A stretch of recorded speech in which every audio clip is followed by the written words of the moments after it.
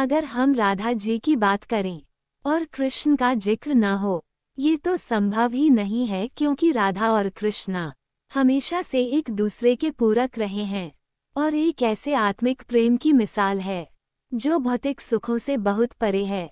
यूं तो राधा कृष्ण का प्रेम अनादिकाल से चला रहा है, पर द्वापर युग में जब भगवान नारायण ने कृष्ण रूपी अवतार लिया तो संसार को प्रेम का सही अर्थ समझाने के लिए कृष्ण की ही अंश राधा ने यमुना के निकट रावल ग्राम में वृषभान और कीर्ति के यहाँ राधा रूप में जन्म लिया और जन्म के साथ ही राधा और कृष्ण की प्रेम कहानी शुरू हो जाती है। मगर दोस्तों, ऐसी क्या घटनाएं और स्थिति बन जाती है कि राधा को कृष्ण के विरह का सामना करना पड़ता है और कृष्णा क्यों अपनी प्रिय बांसुरी को तोड़ देते हैं? इन सब सवालों के जवाब हम इस वीडियो में जानेंगे। दोस्तों, कहा जाता है कि राधा जन्म से अंधी थी और स्वर्ग लोक से ये वचन लेकर ही पृथ्वी लोक आई थी कि जब श्री कृष्ण की प्रथम दृष्टि उन पर पड़ेगी तभी वह संपूर्ण जगत को देखेंगी, अन्यथा नहीं। तो देखा आपने कैसे शुरुआत से ही दोनों एक दूसरे से जुड़े रहे हैं। बचपन से ही कृष्णा अपनी लीलाओं और बांसुरी की मधुर धुन से पूरे बरसाना वासियों का मन मोहित करते रहते हैं।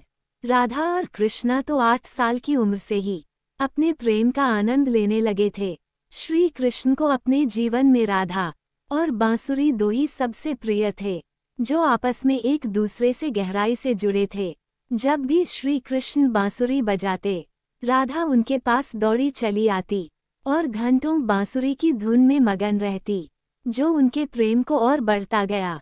वो यमुना नदी के तट पर बैठकर घंटों समय व्यतीत करते थे, पर उनका ये सुखद समय कुछ ही वर्षों का था, क्योंकि जैसे कृष्ण के मामा कंस को उनके वृंदावन में होने का पता चला, उसने तुरंत ही कृष्ण को मथुरा में युद्ध का निमंत्रण दे दिया, जिसके लिए कृष्ण को अपनी यशोदा माँ और पूरे गांव के साथ राधा को भी छोड़कर जाना था। कृष्ण और राधा दोनों को पहले से पता था कि कृष्णा अब वृंदावन वापस कभी नहीं आ पाएंगे और बहुत समय तक एक दूसरे से मिल भी नहीं पाएंगे। तो इसलिए मथुरा जाने से पहले राधा ने कृष्ण से 2 वचन लिए। पहला वचन था कि राधा के हृदय में हमेशा केवल कान्हा का वास रहेगा, और दूसरे वचन के अनुसार मृत्यु से पहले उन्हें कान्हा के दर्शन होंगे।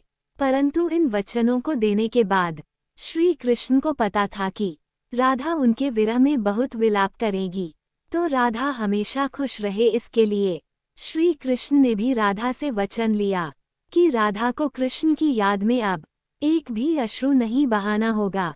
ये वचन लेने के बाद कृष्ण मथुरा की ओर बढ़ जाते हैं और राधा वृंदावन में ही रह जाती है, जिसके बाद से राधा का वर्णन बहुत कम ही मिलता है।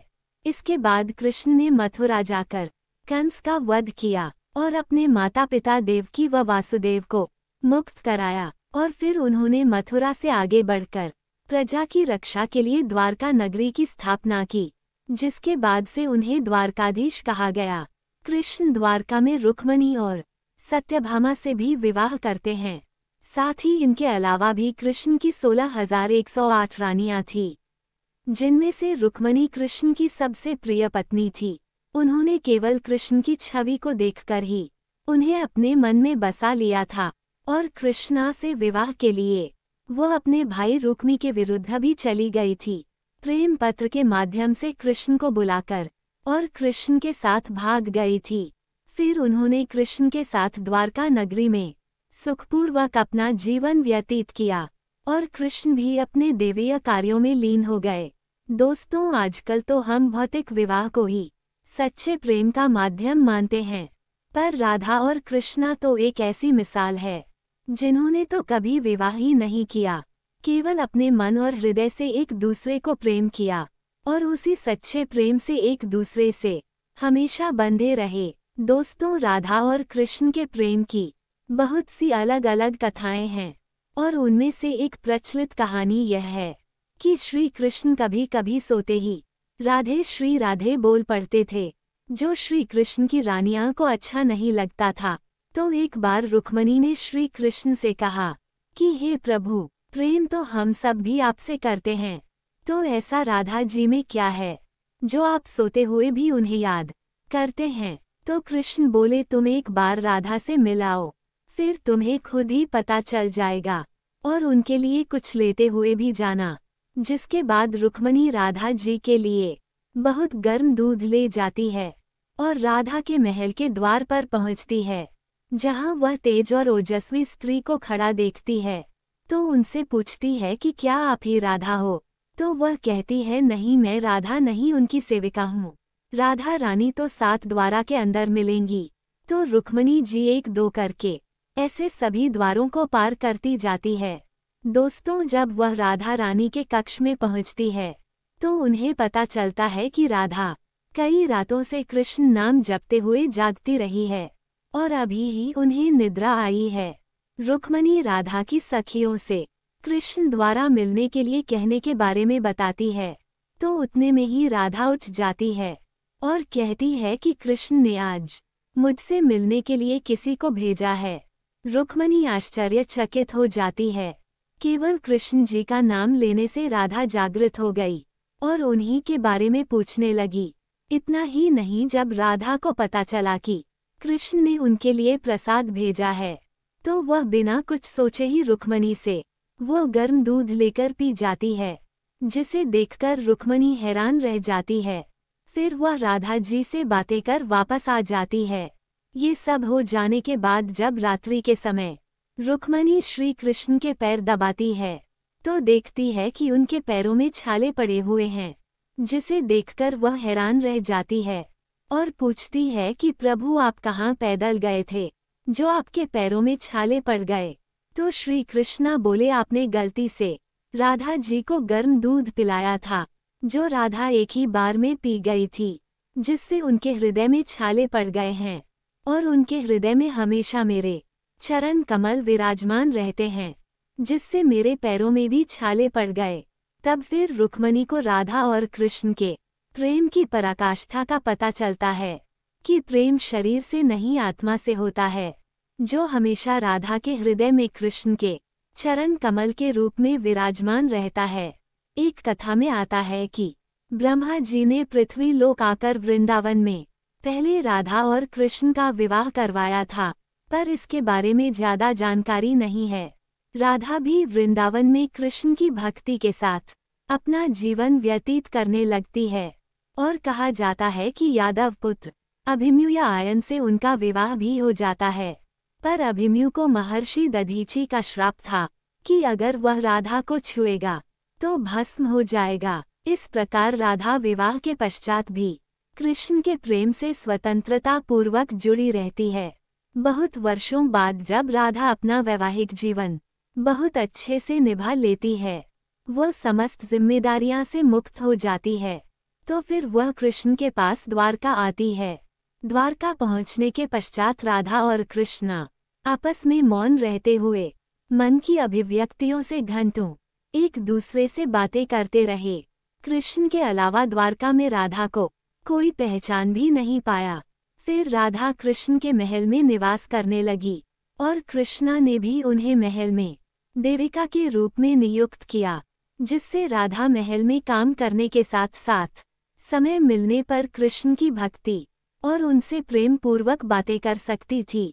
परंतु कृष्ण तो अब अपने राजपाट व अन्य कार्यों में व्यस्त रहते थे। दूसरी ओर राधा अपने पुराने कृष्ण को ही याद करती थी, तो कृष्ण का पुराने दिनों जैसा साथ न पाकर राधा का मन और अधिक व्याकुल रहने लगा और उन्हें डर सताने लगा कि कृष्ण की जो मनोहर छवि उनके हृदय में है वो कहीं धूमिल न हो जाए। इसी डर से राधा ने चुपचाप तरीके से राजभवन और द्वारका नगरी भी छोड़ दी। जिसके बाद ऐसे ही कुछ समय और बिताने के बाद जब राधा का अंतिम समय पास आने लगा, तब उन्होंने कृष्ण का स्मरण कर उन्हें अपने वचन की याद दिलाए।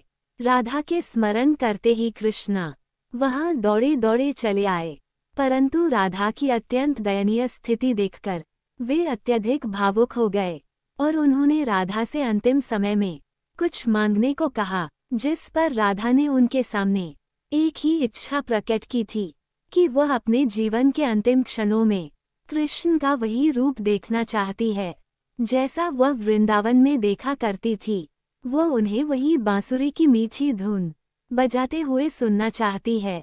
दोस्तों, राधा का बस इतना कहना था कि कृष्ण ने अपनी बांसुरी उठाई और वही मीठी धुन बजाने लगे, और बांसुरी बजाते हुए कृष्ण और उनकी धुन सुनती राधा दोनों के ही आंखों से प्रेम के आंसुओं की धारा बह रही थी। इतना ही नहीं, बांसुरी की मीठी धुन सुनते सुनते ही माता राधा ने उनके सामने प्राण त्याग दिए, जिसके बाद उनकी मृत्यु से कृष्ण इतने विचलित हो गए थे कि उन्होंने अपनी प्रिय बांसुरी को वहीं तोड़कर फेंक दिया था। तो ऐसे राधा की मृत्यु के साथ ही कृष्ण ने बांसुरी से भी हमेशा के लिए मुख मोड़ लिया, क्योंकि बांसुरी और राधा का एक अद्भुत रिश्ता था। इसलिए राधा की मृत्यु के पश्चात कृष्ण ने अपने शेष जीवन में बांसुरी तो क्या, किसी अन्य वाद्य यंत्र को हाथ भी नहीं लगाया। दोस्तों, राधा और कृष्ण की प्रेम कहानी के लिए कहा भी जाता है कि एक प्राण दो देही राधा संग स्नेही, जिनके शरीर बस अलग थे और आत्मा एक ही थी। तो दोस्तों, कैसा लगा आपको हमारा आज का ये वीडियो? हमें कमेंट करके जरूर बताइए, और जाते जाते चैनल को सब्सक्राइब जरूर कर दीजिए। धन्यवाद दोस्तों।